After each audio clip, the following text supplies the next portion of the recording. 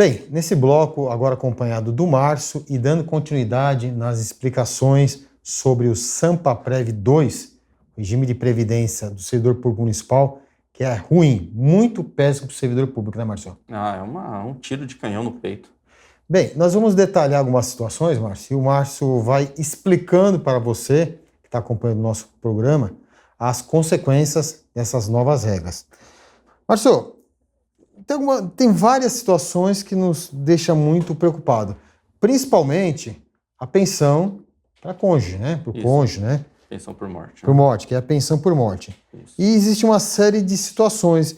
Eu tô com a primeira situação aqui, que seria o seguinte: vamos pegar o policial da guarda, que venha a falecer, tá? E receba um salário igual ou menor a 3 salários mínimos, né? E tenha menos de 18 meses de contribuição. E, no caso da esposa, né, ele tenha um relacionamento conjugal, também menor de 2 anos. Como é que fica a situação dessa pessoa? Evandro, esse aí eu vou te falar, viu? Ele tá no céu, né? Graças a Deus, porque faleceu e foi pro céu. Mas quem fica vai ficar desesperado. Por quê?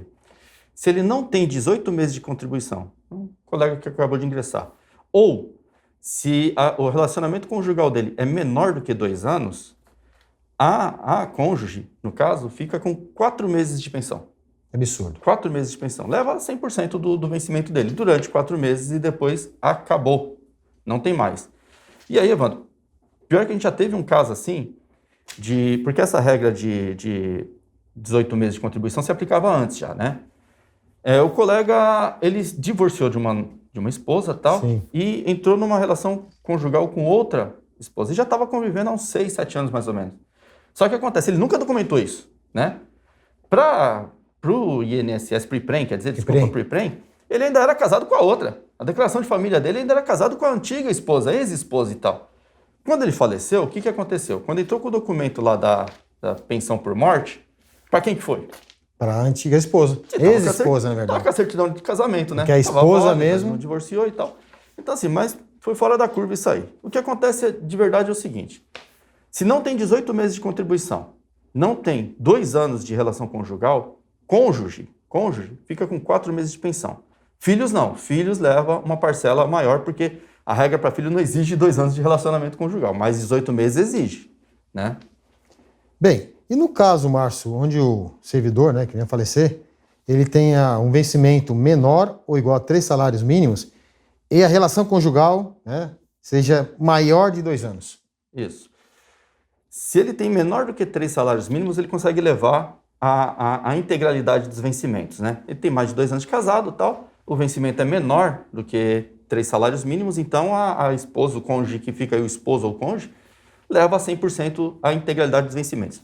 É interessante dizer que ele fala, aquele vencimento que você levaria se você fosse aposentado por invalidez, por exemplo, ou por incapacidade.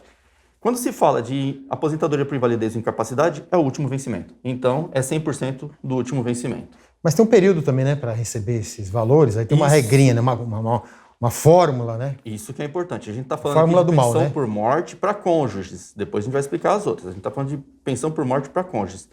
Eu vou usar eu como exemplo. Eu tenho 43 anos de idade. A minha maravilhosa esposa tem 39, né? Se eu vir a falecer depois do dia 18 de março de 2022, ela com 39 anos de idade, ela vai levar a pensão durante 15 anos. 15 anos. Ou seja, ela com 39, quando ela chegar em 54, acabou a pensão. Não tem choro, não tem vela. Acabou a pensão com 54 anos de idade. Se ela estiver trabalhando, continua trabalhando. Se ela não estiver trabalhando, tem que voltar para o mercado de trabalho, com 54 anos de idade. O que é muito difícil hoje em dia, né? Então são umas regras muito ruins para o servidor público. A única exceção é no caso de se ela tivesse, né, a cônjuge ou cônjuge acima de 44 anos, né? Isso, acima de 44 anos consegue levar aí uma pensão por morte vitalícia, né? E aí, como eu recebo até 3 salários mínimos, vai ser 100% do meu vencimento. Se eu recebesse mais do que 3 salários mínimos, não é 100% não.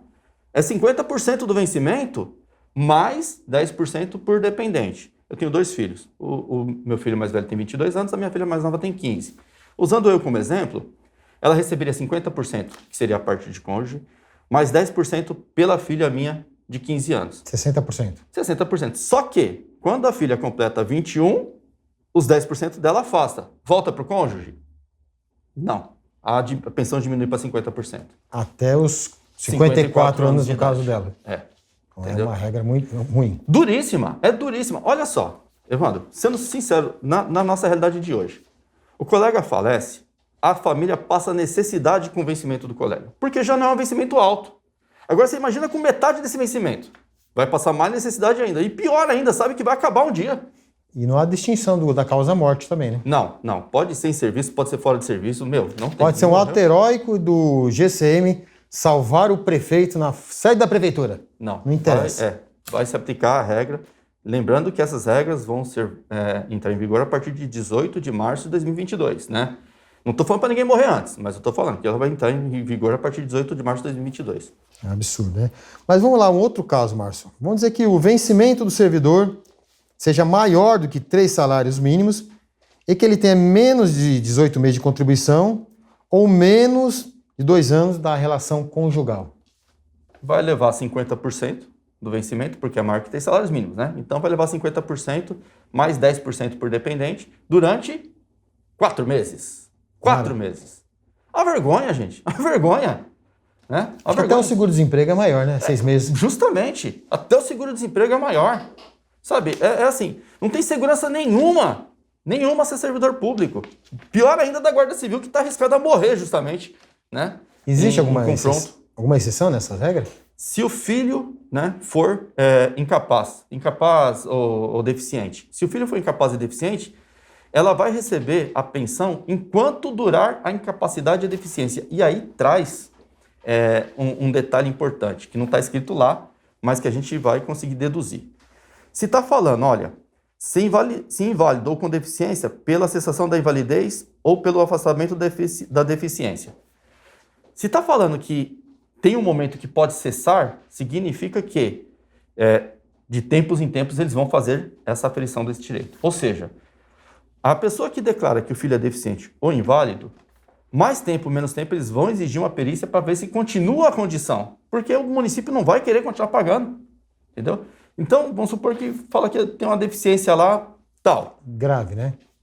Aí, eles vão, primeira coisa, submeter a perícia no ato do pagamento da pensão, para ver se existe mesmo a deficiência.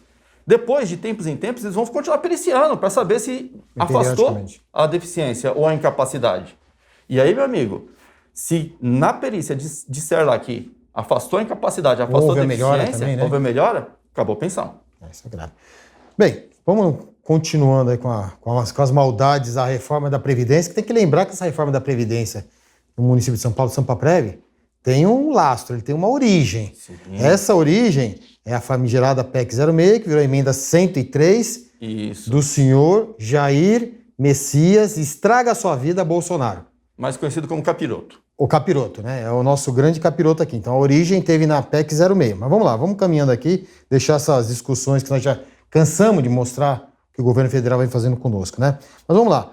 Supondo que o GCM ele tem um vencimento maior do que 3 salários mínimos e mais do que 18 meses de contribuição e mais de 2 anos de relação conjugal, né? Com a esposa, com o esposo, né? Como é que fica a situação da pensão? 50% mais 10% por dependente. E olha só que interessante, hein? O dependente menor de 21 anos, né? 50% do vencimento para o cônjuge, mais 10% por dependente. E aí entra naquela regrinha lá de... Que não é eterna. De idade do dependente, né? Do cônjuge. Se o cônjuge tem mais de 44 anos, a pensão é vitalícia, ou seja, até o cônjuge falecer, né? Se o cônjuge tem menos de 44 anos, entra numa tabelinha. Por exemplo, se o cônjuge tem 21 anos de idade, ou seja, o guarda que casou, né, com uma mulher mais nova, ou a guarda que casou com um homem mais novo, o cônjuge lá tem 21 anos de idade. O tempo de pensão é 3 anos. Vai receber a pensão por 3 anos e acabou. Acabou. E lembrando que vai ser 50% mais 10% por dependente, né? Se o cônjuge tem entre 21 e 26, o período é 6 anos. Entre 27 e 29, 10 anos. Entre 30 e 40, que é o caso da minha nobre esposa, 15 anos. Entre 41 e 43, 20 anos. E vitalícia se for acima de 44. Evandro, pegando um exemplo do colega que faleceu e a esposa tinha 43 anos de idade. A pensão dela será paga durante 20 anos. Ou seja, quando ela completar 63 anos de idade, acaba a pensão. que a pessoa faz? Que ajuda a carteira do Estado.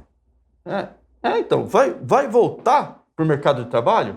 Não vai voltar, gente. Vai comprar balinha no supermercado e vender no farol. Vai. Porque quem que vai contratar uma pessoa de 63 anos? E com doenças naturais do avançar da idade. Nós temos um sistema de saúde, no caso do servidor público municipal, ruim, que é o HSPM, não pelos servidores, e sim pelo investimento da prefeitura, que sempre foi ridículo, e não vai melhorar, a gente sabe bem disso. E aí a pessoa vai ficar sem direito a ele, né? Eu estou falando até uma bobagem aqui. Quando cessar, tchau e benção, acho que não pode nem usar mais. Exatamente. Então, assim, não é incomum, não é raro a gente parar com o carro no farol, vem uma senhora de cabelo bem branquinho vender uma trufa, uma balinha. É isso que vai acontecer com o pensionista do servidor público. Ontem mesmo, Márcio, eu confundi com Vilar, já falar Vilar, aí se será um elogio ou uma ofensa, mas vamos lá. É um elogio. É um elogio. Eu estava almoçando ali no Tatuapé, na Praça Romero ali. Aí eu parei, um senhor, sei lá, uns 60 e poucos anos, vendendo uns triângulos, umas bolinhas de gude que se encaixam lá e formam um triângulo. Uhum. Ele era servidor público, aposentado da cidade de São Paulo, vendendo aquilo aí para completar. Ainda ele olhou pro meu prato lá, falou, vai sobrar? Eu falei, vai, né, porque eu não como muito, né? Vou fazer uma mitinha, pegou e levou uma mitinha. É um servidor público aposentado, pedindo comida e vendendo bolinha de gude nos bares. É esse o futuro que, infelizmente, vai aguardar para muitos colegas ou cônjuges desses colegas. Porque essa reforma foi trágica para a gente. E o sindicato brigou muito, né? Então, nós resistimos lá em Brasília, né, Evandro? Sim. Fizemos a resistência que foi possível, fizemos a resistência que foi possível em São Paulo, mas assim, quando se tem a máquina na mão, né? Um legislativo, né? Um legislativo e um executivo que tem maioria, tudo que joga à prova, né? Que é de extrema direita, de direita, que querem um Estado mínimo. É difícil. O prefeito de São Paulo ele tem 41 votos na Câmara Municipal. Na Câmara Municipal. Qualquer coisa que ele joga lá, aprova. 41 votos, ele começa de 41 votos, né? A lei orgânica, que é uma norma mais que precisa de um número maior de votos, são 37. 37, exatamente. Uma lei ordinária, lei comum municipal, acho que é 28. Então, tá o resultado aí, infelizmente. São nossas escolhas que vão fazer a gente pagar esse preço caríssimo. Nós ou os nossos cônjuges. Como o assunto é muito extenso, Márcio, vamos fazer uma pausa aqui e a gente vai fazer uns subblocos, né, do tema, porque são situações muito específicas e muito extensas. E para não ficar chato, a gente vai dividir depois esses trechos para você ter facilidade até no acesso.